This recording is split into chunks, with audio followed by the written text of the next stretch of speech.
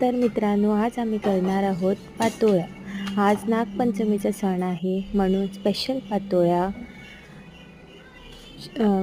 पातोळ्यांची recipe मी तुमच्यासमोर आणली आहे।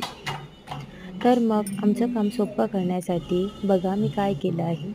हळदीची पानं घेतली आहे आणि त्यावर चपाती लाटतात तसा पहिला लाटून घेतलेलं पीठ त्यावर असं स्प्रेड केलेलं आहे। नंतर त्यामध्ये पंचाखात भरायची। ती पंचाखात कशी करायची तर गूळ आणि नारळाचे खोबरे असते ना, ते दोन्ही मिक्स करून गॅसवरती थोडं तापवून घेऊन ते असं स्प्रेड करायचं आणि नंतर ते असं फोल्ड करायचं।